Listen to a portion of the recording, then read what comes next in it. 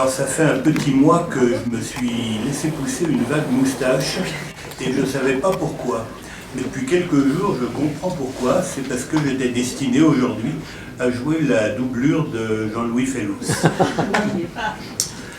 Alors, il y en a probablement pas mal parmi vous à qui il arrive d'écouter Radio Classique. À 18h, il y a une émission qui s'appelle Passion Classique, dans laquelle l'animateur invite la personne qui l'a convié à proposer 3 petits morceaux de musique qui lui rappellent des souvenirs. Et il appelle ça des madeleines musicales. Et en feuilletant ce beau livre, je me suis dit, ce livre, c'est celui de nos madeleines spatiales, franco-soviétiques ou franco-russes, comme on voudra, c'est le livre de nos souvenirs. Dans le domaine dont je vous parle, je vous dis quelques mots, celui de l'observation de la Terre, il vaudrait mieux dire l'exploration du système Terre, hein, et celui des programmes d'application. La coopération, ça commence, les petites madeleines, ça commence par des histoires de fusées. La première histoire de fusée, elle aboutissait à larguer des nuages de sodium, et l'étude de ces nuages de sodium permettait d'avoir des informations sur la température de la basse thermosphère, hein, vers 100 km et quelques. Et c'était une bonne idée parce que l'époque était justement celle où, en France, on avait des bons spécialistes de la thermosphère et de la température de la thermosphère. Et ça s'est pas mal passé. Alors, à la fin du paragraphe qui est consacré à cette histoire, là, je prends mon papier parce qu'il faut que je le cite précisément. Il y a la phrase suivante. Une bonne ambiance présidait à la coopération entre l'équipe russe et les Français qui ont séjourné à l'île de Heiß. C'est une phrase d'une grande sobriété et qui décrit une situation sympathique, mais qui n'était peut-être pas caractérisée par une sobriété totale à 80 degrés de latitude nord. Je passe au tir de fusée suivant, à Kourou et à Maguire. C'est Alain Giraud qui tient la plume, et il mentionne, à la fin, en conclusion, l'expérience aboutit, hélas, à un échec frustrant. Mais cette première franco-russe en Guyane se révéla en fin de compte un succès de relations publiques qui laissa de bons souvenirs de part et d'autre. J'arrive à l'histoire suivante, qui est consacrée à la détection des ionosphériques, qui se conclut par « Malheureusement, aucune suite ne put avoir lieu et le programme prit fin.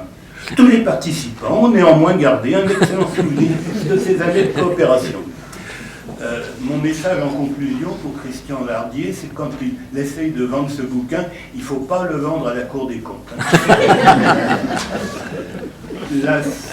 Et d'autant plus que ces bons souvenirs ne sont pas du tout inutiles. Les tirs de fusée, qui ont donc parfois été un peu cafouillés, ont créé des relations de coopération et de confiance qui seront précieuses pour la suite. Ainsi, Marie Chanin, au service d'aéronomie, et Georgi Toulinov, en URSS, ont appris à se connaître et on va retrouver ce couple infernal tout au long des décennies qui suivent, en particulier autour du projet ALISA.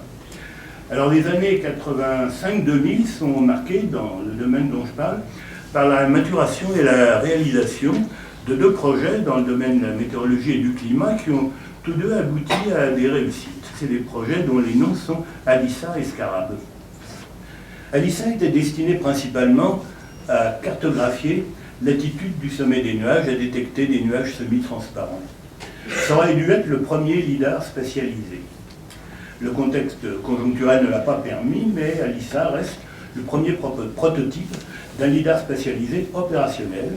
L'embarquement sur une station habitée, Mir en l'occurrence, a permis d'améliorer progressivement et de fiabiliser ALISA, qui fonctionnait toujours correctement au bout de 3 ans, lors de la fin de vie de Mir en 1999.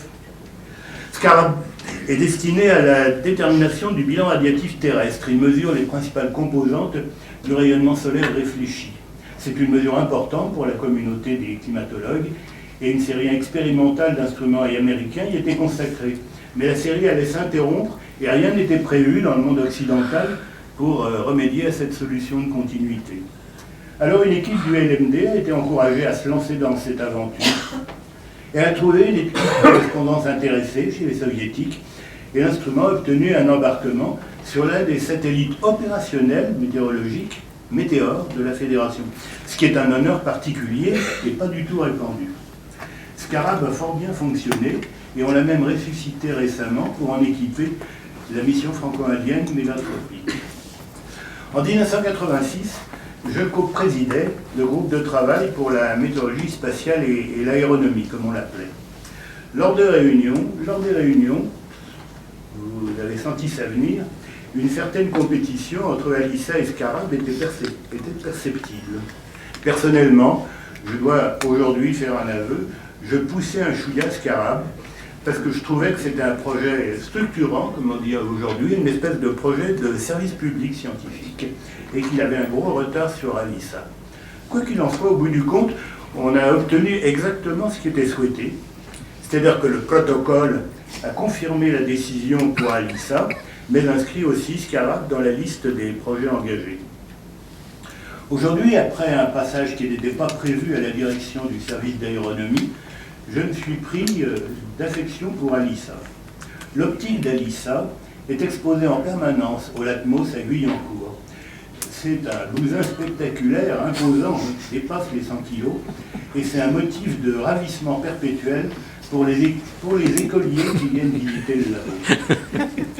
En ouvrant ce livre, je me suis souvenu qu'un jour, j'avais demandé à Jean-Luc Chrétien s'il y avait du bruit dans Mir. C'est une question de beauf, une question stupide. Et bien, toujours est-il qu'il m'a répondu que la station était complètement silencieuse, sauf que quand Alissa fonctionnait, on entendait des petits pets lors des déclenchements du laser. Le domaine dont nous parlons a donc connu des réussites, même s'ils sont moins flamboyantes que dans les domaines qu'a décrit Geneviève. Il faut y ajouter l'élaboration du système COSPAS-SARSAT d'aide aux recherches et au sauvetage des personnes en détresse, conçu en grande partie sur la base du système Argos de collecte de données, système français. SARSAT a réuni les agences des Canadiens, des USA et des Français, après quoi les bonnes relations entre le CNES et l'IKI ont fait le reste et ont permis d'aboutir à la conjugaison avec la composante soviétique COSPAS. COSPAS-SARSAT a contribué à sauver beaucoup de monde, on parle de 1500 personnes par an, et le système est aujourd'hui pérennisé. Donc nos petites madeleines, dans le domaine que je viens d'évoquer, ne se bornent pas à évoquer la chaleur des relations de camaraderie, voire d'amitié. Les participants, chercheurs et ingénieurs, ont réalisé, fait fonctionner des instruments spatiaux de qualité et des systèmes utiles pour la collectivité. Merci.